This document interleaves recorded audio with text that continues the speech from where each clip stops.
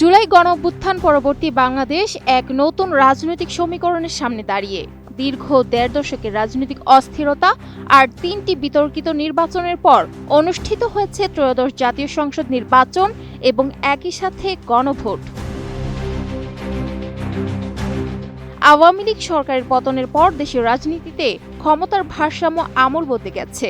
বিগত সময়ে যে জামায়াত ইসলামী রাজনীতির পার্শ্ব চরিত্রে ছিল, সেই দলটি এখন রাজনীতির সম্মুখ সারিতে। ১১ দলীয় জোট নিয়ে ভোটের মাঠে অত্যন্ত শক্ত অবস্থান তৈরি করেছে দলটি। অন্যদিকে বিএনপি তাদের দীর্ঘদিনের যুগপৎ আন্দোলনের শরিক ও ইসলামপন্থী কিছু দল নিয়ে নির্বাচনী লড়াইয়ে নেমেছে। বিশ্লেষক অধ্যাপক আনু মোহাম্মদের মতে, এবারের নির্বাচনের ডানপন্থী দলগুলোর প্রভাব উল্লেখযোগ্যভাবে বেড়েছে।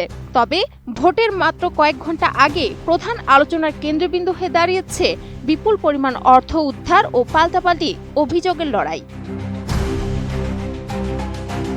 ঠাকুরগাঁও জেলার জামায়াতের আমির ঢাকা থেকে সৈয়দপুর বিমানবন্দরে নামার পর ৭৪ লাখ টাকা সহ ধরা পড়ার ঘটনাটি রাজনৈতিক উত্তাপ চরমে নিয়ে গেছে।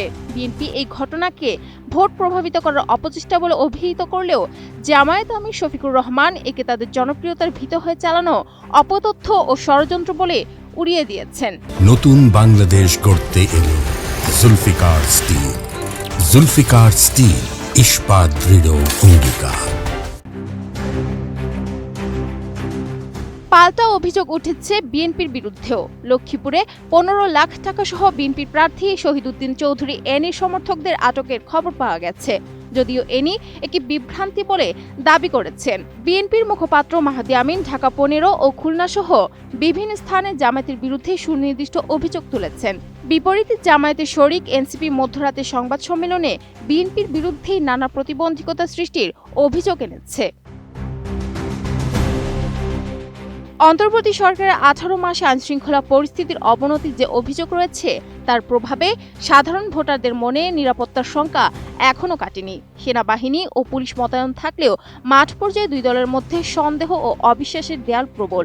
যদিও বিএনপি মহাসচিব মির্জা ফখরুল ইসলাম আলমগীর এবং জামায়াত আমির শফিকুর রহমান উভয়ই শেষ পর্যন্ত শান্তিপূর্ণ ভোটের আশা প্রকাশ করেছেন।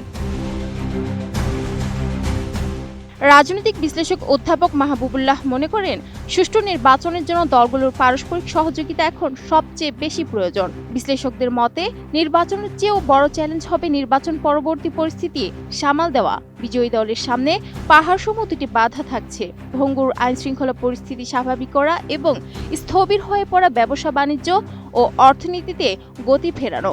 জুলাই বিপ্লবের পর এই নির্বাচন বাংলাদেশের গণতান্ত্রিক অগ্রযাত্রায় এক বড় অগ্নি পরীক্ষা। সাদিয়া সিদ্দিকা, এটিএন নিউজ।